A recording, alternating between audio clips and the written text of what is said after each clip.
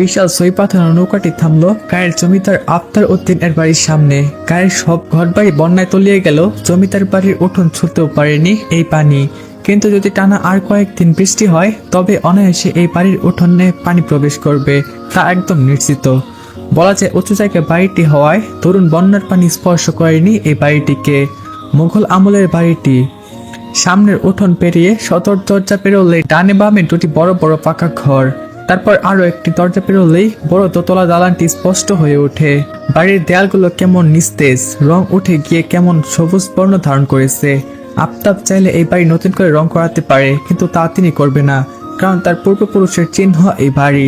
তাদের ছোঁয়া আছে এই বাড়ির প্রতিটি আনাচে কানাচে, অভিজাতদের ছোঁয়া, তাই এই বাড়িটিতে তিনি দিতে চান না।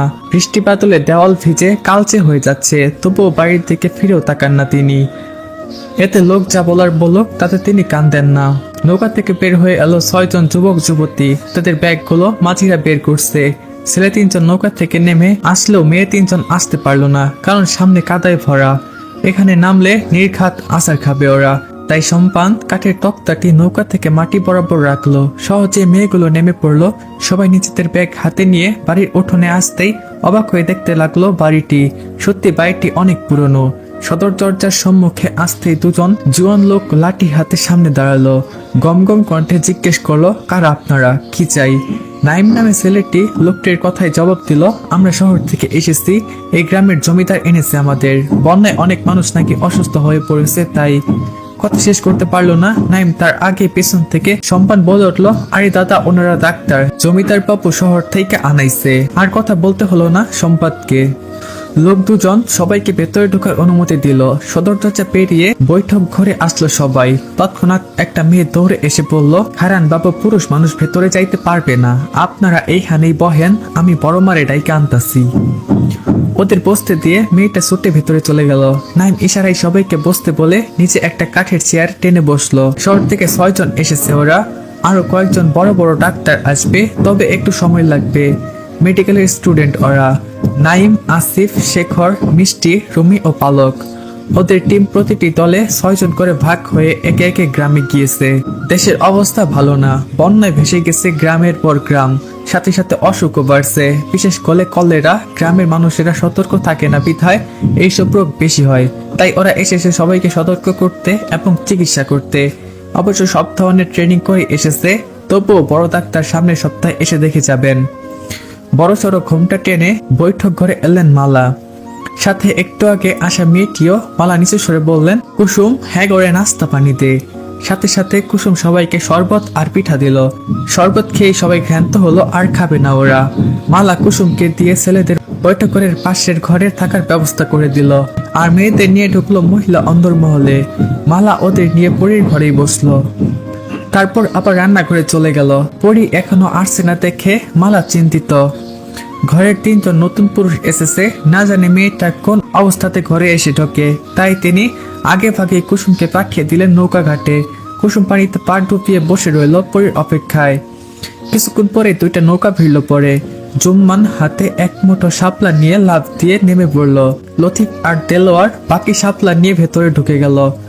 অবশেষে বের হলো পরি, ওর হাতে এক গুচ্ছ শাপলা। শাপলা দিয়ে একটা মালা বানিয়ে গলায় জড়িয়ে এসেছে। কুসুম দৌড়ে গিয়ে পরীর সামনে দাঁড়িয়ে পড়ল, পরি আপা, তাড়াতাড়ি ঘরে চলেন, বড় মা কইছে আপনারে ঘরে যাইতে, আর বাইর হওয়া যাইব না। ঘরে 3 জন নতুন পুরুষ আইছে, আহে নামার লগে। পরি নিচের ঘাগরা উঁচু করে ছাড়ছিল। কুসুমের কথায় হাত আপনা আপনি থেমে গেল তার। বুঝতে বাকি রইল না যে এই সেই মেহমান যার কথা সকালেই ওর আম্মা বলছিল। পরি বলল, কেন আম্মা ঘরে ঢুকতে দিল? কুসুম গলা ঝেড়ে বলল, কেন দেবে না, শহরের ডাক্তার তারা, রোগী দেখতে আইছে, থাকতে তো দিবই। কুসুম আর কথা বলতে পারলো না, তার আগে ঝপঝপ করে বৃষ্টি নেমে এসেছে। বৃষ্টির বড় বড় ফোঁটা ভিজিয়ে দিচ্ছে ওদের। জুম্মান আগে ঘরে ঢুকে পড়েছে। পরি আর কুসুম একসাথে দৌড় লাগালো। হাতের শাপলাগুলো পাপড়ি ঝরে পড়তে লাগলো মেঝেতে। বৈঠক ঘরের উঠোন পাকা করা। পরি কর্মাক্ত পা ফেলার তরুণ পায়ের ছাপ সেখানে স্পষ্ট হয়ে উঠেছে, সাথে ছাপলার পাপড়ি ছড়িয়ে পড়েছে। নাইম নিচের ঘরের বারান্দায় বসে বসে নিচের জুতা পরিষ্কার করছিল। আসার সময় কাদা লেগে গেছে। হঠাৎ করে পায়ের শব্দে উঠোনের দিকে তাকালো। 2 জন মেয়ে দৌড়ে চলে গেল, তার মধ্যে একজনকে নাইম চেনে। দুজন মেয়ে দৌড়ে চলে গেল। তার মধ্যে একজনকে নাইম চেনে, সে হলো কুসুম, এই বাড়ির কাজের মেয়ে। কিন্তু দ্বিতীয় জনকে সে চিনল না। ওর নাটা বরখার নিকাবের ন্যায় পরে আসতে বিধায় মুখটাও দেখতে পারল না সে। মেঝেতে তাকিয়ে এক দৃষ্টিতে পরীর পায়ের ছাপ আর শাপলার পাপড়িগুলো দেখতে লাগলো। বেশিক্ষণ স্থায়ী হলো না সে পায়ের ছাপ, বৃষ্টির পানিতে ধুয়ে মুছে গেল। নাইম বসার থেকে উঠে দাঁড়ালো, তারপর নিজের ঘরে চলে গেল। বৈঠকঘর পেরিয়ে মহিলা অন্তরে ঢুকতে বৃষ্টির তোর যেন বাড়লো। ঘরের উঠোন পেরিয়ে খোলা বারান্দায় আস্তে আস্তে ভিজে গেছে পরি। হাতের শাপলাগুলো মেঝেতে রেখে হাত পা ঝাড়ছে সে। কুসুম ততক্ষণে রান্নাঘরে চলে গেছে। বাড়িতে মেহমান এসেছে, রান্না করতে হবে তো। ভেজা কাপড় সারবে বলে পরি আবার দৌড় দিল। থুপথাপ শব্দ এলো পরির পায়ের, কিন্তু পরক্ষণে থেমে গেল সে। নিজের ঘরে অচেনা গন্ধ পেয়ে রুমে বিছানায় গা এলিয়ে দিয়ে ঘুমিয়ে পড়েছে। পালক আর মিষ্টি ব্যাগ খুলে কিছু খোঁজার ব্যস্ত। কারো আগমনের আভাসে দুজনে ঘা ঘুরিয়ে তাকালো। পরীক্ষার দিকে চিনল না ওরা। পরি নিজ কক্ষে প্রবেশ করতে করতে বলল, কারা আপনারা, আমার ঘরে কি করেন? ওরা দুজনেই থতমত খেয়ে গেল। কার ঘরে মালা ওদের রেখে গিয়েছে তা ওরা জানে না। সেখানে ওদের থাকতে দেওয়া হয়েছে, ওরা সেখানেই থাকছে। পরে আরেকটু কাছে এসে দাঁড়িয়ে আবার একই প্রশ্ন করতেই মিষ্টি জবাব দিল, আমরা শহর থেকে এসেছি। এই গ্রামের জমিদারের গিন্নি মানে মালা বেগম আমাদের এই ঘরে থাকতে বলেছেন। সঙ্গে সঙ্গে পরে রাগ আসমান হয়ে গেল। যেখানে নিজের জিনিসপত্রে কারোর হস্তক্ষেপ সে পছন্দ করে না, সেখানে এই ঘরে এই মেয়েদের নিয়ে সে থাকবে কিভাবে? সাথে সাথে পরি গলা ফাটিয়ে মাকে ডাকতে শুরু করে দিল, আম্মা আম্মা আম্মা চান একটু এদিকে আহেন। কিন্তু মালার পরিবর্তে ঘরে এসে হাজির হলো আবেরজান বেগম। লাঠিতে ভর দিয়ে এসেছে তিনি। তিনি বললেন, মাইয়া মানুষ এত গলা বাজাস কেন? তয় না কইছি আস্তে ধীরে কথা বলতে, এত চিল্লাস কেন বারবার? পরি দ্রুত পদে তাদের নিকট গিয়ে দাঁড়িয়ে বলল, আমারে না জানাইয়া আমার ঘরে অন্য মানুষ ঢুকতে দিল কেন? আবেরজান পান চিবোতে চিবোতে বলল, এখনই তো আইছে ওরা, একটু জিরাইতে দে, তোর মায়ের মেলা কামে হন, পরে অঘরে অন্য ঘরে দিয়ে আইব। তুই ভিজা গেছস, কাপড় বদলা। লাঠি ভর করে চলে গেল আবেরজান। মিষ্টি আর পালক লজ্জায় মাথা নুইয়ে ফেলেছে। প্রথম দিকে এত বড় অপমান মেয়েটা কিভাবে সামনাসামনি কথাগুলো বলে ফেললো। রুমি এতক্ষণ ঘুমাচ্ছিল, পরে চিল্লানোর ফলে থরফরিয়ে উঠেছে সে। পরবর্তী কথাগুলো ওর কানে যেতে লজ্জা পড়তে মাথা নিচু করে ফেললো। এখন ওদের মনে হচ্ছে এই গ্রামে আসাটাই ভুল হয়েছে ওদের। পরীর কথা না বলে সামনে পা বাড়ালো। কাঠের সাথে লাগানো আয়নার সামনে গিয়ে দাঁড়ালো। অনেকটা দেখতে ড্রেসিং টেবিলের মতো। তার সামনে কয়েক কৌটা আর কতগুলো রং বেরঙের ফিতা। এতক্ষণ ধরে মুখ ওড়না বাঁধা থাকলেও এখন সে সেটা একটানে খুলে ফেললো পরি। তারপর চুল থেকে ফিতার পাতন খুলতে ব্যস্ত হলো। মিষ্টি আর পলক চোখ তুলে পর্যন্ত তাকাতে পারলো না, কিন্তু রুমির ধাক্কায় সেদিকে দুজন তাকালো। রাগ জড়ানো কণ্ঠে পলক বলল, কি হয়েছে, ধাক্কা দিচ্ছিস কেন? রুমি হা করে সামনের দিকে চোখ রেখে বলল, হ্যাঁ রে, এটা কি মেয়ে? হ্যাঁ রে, এটা কি মেয়ে নাকি কোনো মোমের পুতুল? একটু কি ছুঁয়ে দেখবো? রুমির কথার মানে ওরা দুজনেই বুঝতে পারলো না। রুমির দৃষ্টি অনুসরণ করে সামনে তাকাতেই ওদের দৃষ্টি স্থির হয়ে গেল সামনের আয়নাতে। আয়নার প্রতিবিম্বে যেন একটা পরীর আগমন ঘটেছে। পুরো পুতুলের মতো লাগছে সামনে দাঁড়িয়ে থাকা মেয়েটিকে। গায়ের রংটা উজ্জ্বল ফর্সা, তার উপর পানির ফোঁটাও চিকচিক করছে। এই প্রথম মেয়ে হয়ে কোনো মেয়ের উপর চোখ আটকে গেছে ওদের। ঘর থেকে কিছুতেই বের হতে পারছে না ওরা। চুল থেকে বেগুনি রঙের ফিতাটি খুলে রেখে ওর না হাতে পিছনে ঘুরতে তিনজন যুবতী হা করে তাকিয়ে থাকতে দেখে পরি কপাল কুঁচকালো। তবে কিছু বলল না। কাঠের তৈরি আলমারি থেকে নিচের কাপড় বের করে ঘর থেকে বের হতে নিলে পলকের ডাকে থমকে গেল পরি। পলক জিজ্ঞেস করে বসে, নাম কি তোমার? পরি পেছনে না ফিরেই উত্তর দিল পরি। তৎপর ঘর থেকে বের হয়ে গেল।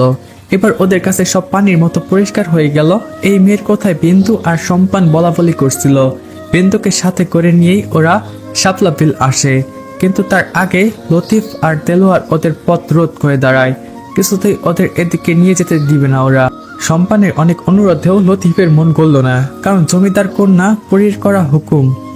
সে থাকাকালীন শাপলা বিলে কোনো পুরুষের আগমন ঘটতে পারবে না। শাপলা বিলে সাঁতার কাটার জন্য কথাটা পরি বলেছিল, কিন্তু তবুও তার সাঁতার কাটা হলো না। শেষে বিন্দু পরীর নৌকায় গিয়ে ফিসফিসিয়ে সলা পরামর্শ করে অনুমতি নিল। তারপর সম্পান নৌকা নিয়ে অনায়াসে শাপলা বিলের বৈঠক ফেলল। পলক ভেবেছিল জমিদার কন্যা না জানি কেমন হবে, কিন্তু সামনাসামনি দেখলে এত একটা পুচকে মেয়ে, বয়স 14 কি 15 হবে। এই মেয়ে রূপের যেমন তেজ, মেজাজেরও তেমন ঝাঁজ, সব মিলিয়ে আগুন বলা যায়। মিষ্টি বড় একটা দম ফেলে বলল, এটা মেয়ে নাকি বিছুটি পাতা? এভাবে কেউ কারোর সাথে কথা বলে? শহর থেকে এসেছি মেহমানিত ওদের, সেজন্য এভাবে কথা বলবে? তবে মিষ্টির কথা কেউ কানে তুলল না। রুমি চোখ কষলে বলল, এত সুন্দর মেয়ে আমি এই প্রথম দেখলাম। হবে তো, দেখলি না এই পরীর মা কত সুন্দর। যৌবনকালে ওই মহিলারও তার মেয়ের মতো রূপ ছিল, মায়ের মতোই হয়েছে মেয়েটা। পলকের কথায় রুমি খাট থেকে নেমে এসে ওকে জড়িয়ে ধরে বলল, ছেলে হলে এই মেয়েটাকে এখনই বিয়ে করে ফেলতাম। তোর মতো সাধারণ মেডিকেল স্টুডেন্টের কাছে জমিদার তার মেয়েকে বিয়ে দিত বুঝি? জমিদার রাজকুমার রাজা হওয়ার একটা সুবিধা আছে বুঝলি, রাজ্যের সবচেয়ে সুন্দরী রমণী তাদের জন্য বরাদ্দ থাকে।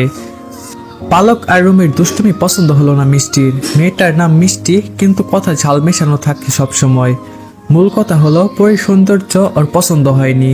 ওরা সুন্দর ফর্সা গায়ের রং, কিন্তু পরীর মতো অত নয়। দুপুরে খাওয়ার ডাক পড়লেই সবাই একসাথে খেয়ে নিল, কিন্তু খাওয়ার সময় ওরা পরীকে দেখতে পেল না। ছেলেদের আগে খেতে দেওয়া হলো এবং মেয়েদের পরে।